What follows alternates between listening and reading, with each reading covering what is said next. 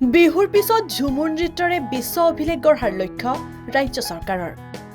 নৱেম্বৰ মাহত মেগা ঝুমুৰ নৃত্যৰ প্ৰদৰ্শন হ'ব গুৱাহাটীৰ সৰুসজাই ষ্টেডিয়ামত।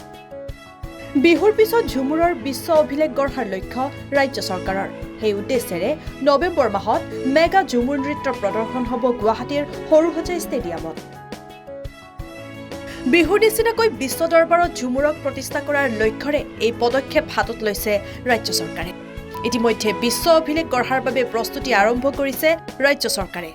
একেখন মঞ্চত একেলগে বিহুৰ নিচিনাকৈ 10,000ৰো অধিক শিল্পীয়ে ঝুমুৰ নৃত্য প্ৰদৰ্শন কৰাৰ লক্ষ্য লৈছে সাংস্কৃতিক বিভাগে। এই অভিলেখৰ বাবে বাগানে বাগানে প্ৰশিক্ষণ দিয়াৰ বাবে ঝুমুৰৰ বিশেষজ্ঞই নিয়োগ কৰিব 200 মাষ্টাৰ ট্ৰেইনাৰসকলে প্ৰশিক্ষণ প্ৰদান কৰিব বিশ্ব অভিলেখৰ বাবে সাজু হোৱা ঝুমুৰ শিল্পীসকলক। ইয়াৰ লগতে বাদ্যযন্ত্ৰ অথবা সাজপাৰ ক্ৰয় কৰিবৰ বাবে মাননি প্ৰদান কৰিব ৰাজ্য চৰকাৰে।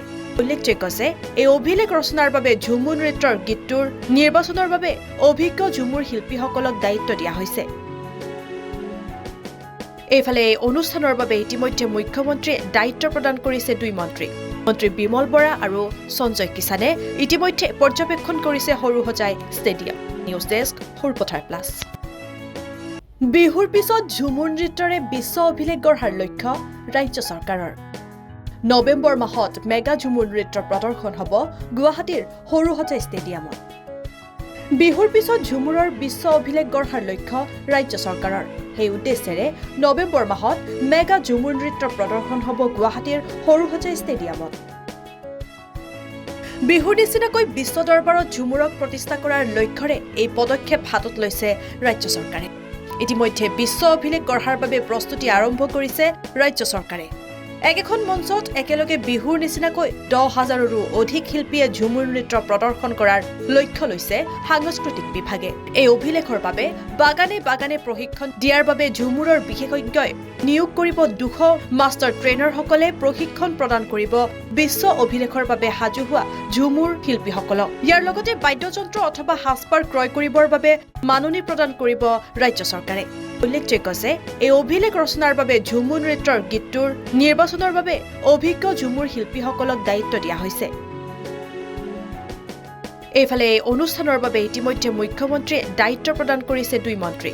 মন্ত্ৰী বিমল বৰা আৰু সঞ্জয় কিষাণে ইতিমধ্যে পৰ্যবেক্ষণ কৰিছে Sarusajai stadium. News desk Sarupathar plus. বিহুৰ পিছত ঝুমুৰ নৃত্যৰে বিশ্ব অভিলেখ গঢ়াৰ লক্ষ্য ৰাজ্য চৰকাৰৰ। নৱেম্বৰ মাহত মেগা ঝুমুৰ নৃত্যৰ প্ৰদৰ্শন হ'ব গুৱাহাটীৰ সৰুসজাই ষ্টেডিয়ামত।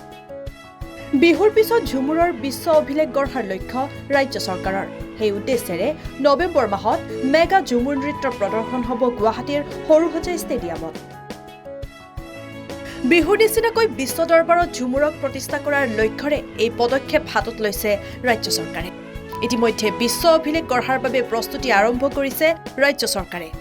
একেখন মঞ্চত একেলগে বিহুৰ নিচিনাকৈ 10,000ৰো অধিক শিল্পীয়ে ঝুমুৰ নৃত্য প্ৰদৰ্শন কৰাৰ লক্ষ্য লৈছে সাংস্কৃতিক বিভাগে। এই অভিলেখৰ বাবে বাগানে বাগানে প্ৰশিক্ষণ দিয়াৰ বাবে ঝুমুৰৰ বিশেষজ্ঞই নিয়োগ কৰিব 200 মাষ্টাৰ ট্ৰেইনাৰসকলে প্ৰশিক্ষণ প্ৰদান কৰিব বিশ্ব অভিলেখৰ বাবে সাজু হোৱা ঝুমুৰ শিল্পীসকলক। ইয়াৰ লগতে বাদ্যযন্ত্ৰ অথবা সাজপাৰ ক্ৰয় কৰিবৰ বাবে মাননি প্ৰদান কৰিব ৰাজ্য চৰকাৰে। উল্লেখযোগ্য যে এই অভিলেখ ৰচনাৰ বাবে ঝুমুৰ নৃত্যৰ গীতটোৰ নিৰ্বাচনৰ বাবে অভিজ্ঞ ঝুমুৰ শিল্পীসকলক দায়িত্ব দিয়া হৈছে। এইফালে এই অনুষ্ঠানৰ বাবে ইতিমধ্যে মুখ্যমন্ত্ৰীয়ে দায়িত্ব প্ৰদান কৰিছে 2 মন্ত্ৰী। মন্ত্ৰী বিমল বৰা আৰু সঞ্জয় কিষাণে ইতিমধ্যে পৰ্যবেক্ষণ কৰিছে Sarusajai stadium. News desk Sarupathar plus.